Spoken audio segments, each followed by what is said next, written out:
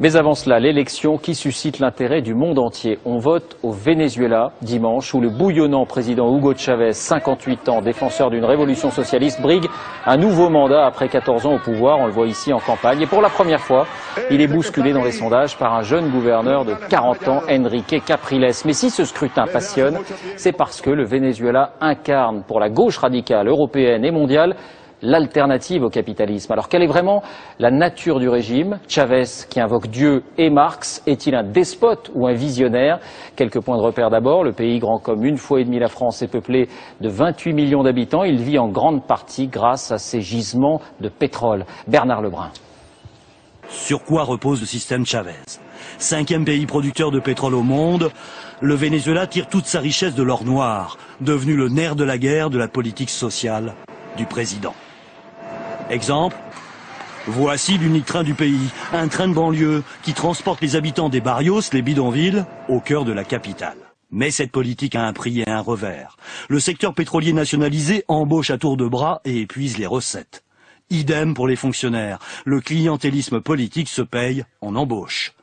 Pourtant, grand bénéficiaire du bond du prix du baril, le Venezuela de Chavez n'investit pas assez dans le secteur, d'où cette incroyable baisse de la production du pétrole. Un bilan. Après 14 années d'un pouvoir sans partage, 78% des habitants du Venezuela vont à l'école. Et la gale et la tuberculose ont été vaincus. En revanche, 80% de la population vit toujours sous le seuil de pauvreté.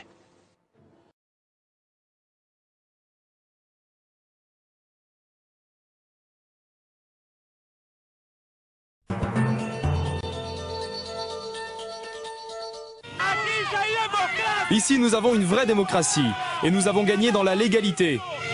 Au revoir les perdants. La liesse, après la victoire dans le camp des militants du Parti socialiste bolivarien d'Hugo Chavez. 54,66% des suffrages, cela valait bien un feu d'artifice, tant en raison d'une participation record de 80% que de la présence d'observateurs neutres et conquis. Le Venezuela serait-il en passe de se pacifier? Hier soir, le candidat unique de la droite, issu des primaires, Enrique Capriles Radonski, a lui-même annoncé sa défaite. Il progresse tout de même de 2 millions de voix. 4 autres petits candidats de l'opposition se sont partagés 0,6% des suffrages. Qu'importe, au balcon de son palais, El Comandante, au pouvoir depuis 1998, triomphait avec une copie du sabre de Bolivar. Vous avez voté pour le socialisme, pour l'indépendance et la grandeur du Venezuela. Par ailleurs, contrairement à ce que nous affirmions la semaine dernière par erreur, le taux de la population vivant sous le seuil de pauvreté au Venezuela n'est pas de 80%. Selon l'Organisation des Nations Unies, il est passé de 49,4% à l'arrivée de Chavez au pouvoir, il y a 14 ans, à 27,8% l'année dernière. Enfin, concernant le réseau ferroviaire du pays, il était faux de dire qu'il y a une unique ligne de train pour voyageurs au Venezuela. Voici l'unique train du pays. Il était faux de dire qu'il y a une unique ligne de train pour voyageurs au Venezuela, mais bel et bien plusieurs autour des grandes villes.